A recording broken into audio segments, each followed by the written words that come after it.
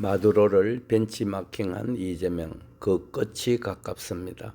레닌은 러시아 공산혁명 과정에서 나에게 신문을 달라, 그러면 러시아를 뒤집어 엎겠다라고 했습니다. 이것은 신문, 방송 등 언론이 공산혁명의 선전선동에 얼마나 기여한지를 나타내주는 말이라고 하겠습니다. 베네수엘라의 공산주의 독재자 니콜라스 마두로가 미 특수부대 델타 포스에 의해 체포되어 뉴욕의 브루클린 감옥에 갇혔습니다. 그러자 베네수엘라의 수도 카라카스 광장에는 수많은 국민들이 쏟아져 나와 축포를 쏘고 노래를 부르며 춤을 추었습니다. 그럼에도 우리나라 레거시 언론들은 그것을 전혀 보도하지 않고 있습니다. 조중동을 비롯한 언론들이 전부 좌파의 선전 매체 내지 찌라시로 납작 엎드린 때문입니다. 이 나라가 공산 독재 국가가 되면 언론기관이 가장 먼저 탄압을 받게 될 것입니다. 즉 조중동이 토사구팽당한다는 이야기입니다. 그것도 모르고 무조건 좌파만 편드는 언론의 태도가 한심할 따름입니다. 트럼프가 마두로를 체포한 가장 핵심적인 이유는 무엇일까요? 중국의 자금줄을 끊어놓기 위한 것이라는 설, 미국이 베네수엘라의 석유를 차지하기 위한 것이라는 설, 마약 밀매를 척결하기 위한 설 등도 있으나 가장 핵심적인 이유는 부정선거의 뿌리를 뽑기 위해서였다는 것이 전문가들의 지배적인 견해입니다. 중공은 마두로의 포퓰리즘적 퍼주기 경제로 알거지 국가가 된 베네수엘라에 돈을 빌려주고 돈을 받는 대신 헐값으로 원유를 공급받아 왔습니다. 그리하여 베네수엘라 원유의 80%를 중공에 수출해 왔다는 것입니다. 때문에 트럼프가 마두로를 체포한 것은 중공의 에너지 젖줄을 끊어놓기 위한 것과 마약 밀매 척결을 위한 것 등도 하나의 이유가 되고 있습니다. 그러나 가장 핵심적인 이유는 세계의 부정선거 카르텔을 척결하기 위한 것이라는 설이 전문가들의 공통된 견해입니다.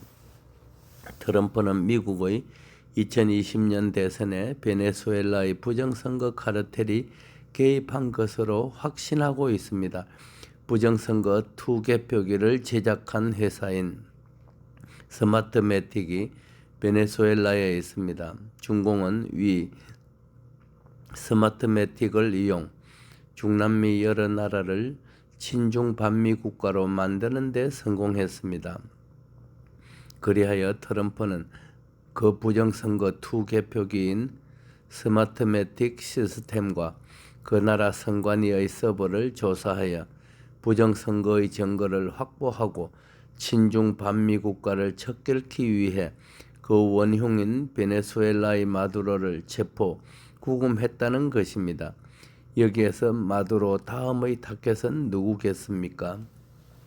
트럼프는 자신의 SNS인 X에 한국의 성남시가 부정선거의 진원지라는 사이버 해킹 보고서를 게재한 바 있고 마두로를 체포 감금한 후 백악관 홈페이지에 전용차에서 내리는 그의 결연한 모습이 담긴 사진과 함께 No games 빠뽀 장난질하지 마라 까불다간 큰 코 다친다 라고 써놓았는데 그 배경이 한국의 김해공항이며 이재명이 중국에 가기 하루 전에 마두로를 체포하고 위 홈페이지에 경고의 글을 게재한 점 등을 미루어 볼 때 위 경고는 다른 사람 아닌 이재명에 대하여 내가 보고 있으니 시진핑을 만나더라도 선을 넘지 말라고 경고한 것으로 해석됩니다. 그러므로 Who's the next? 그 다음은 누구냐에 대한 답은 이재명이라는 것입니다. 한국에 대하여는 베네수엘라에서와 같은 군사작전은 위험하고 실효를 거두기 어렵다고 분석되고 있습니다. 그래서 트럼프가 한국에 대하여는 경제 제재와 부정선거 카르텔 척결이라는 측면에서 접근할 것으로 보고 있습니다. 한국에 대한 경제 제재의 방안으로는 한국을 환율 조작국으로 지정하는 방법이 있는데 그렇게 되면 한국은 큰 위기에 처하게 됩니다. 또한 부정선거 카르텔 척결이라는 점에서 살펴보면 베네수엘라의 선관위 서버와 스마트매틱 시스템을 조사하면 한국의 미루 시스템에 의한 부정선거의 진상이 파악된다는 것입니다. 트럼프는 경제 제재를 하고 부정선거의 꼬리를 잡아 이재명의 숨통을 조일 것으로 보고 있습니다. 그러나 최근 이란의 MZ 혁명으로 최고 지도자 하메네이가 축출될 가능성이 높아져 트럼프가 당분간 그쪽에 신경 쓰느라 한국 문제는 약간 미뤄질 가능성도 있습니다. 트럼프는 13년간 철권 통치하던 베네수엘라의 독재자 마두로 부부를 미군 한 명도 희생시키지 않고 3시간 만에 침실에서 잡아올 만큼 치밀한 인물입니다. 그는 일을 시작하기 전에 그 대책부터 강구하는 스타일로 알려져 있습니다.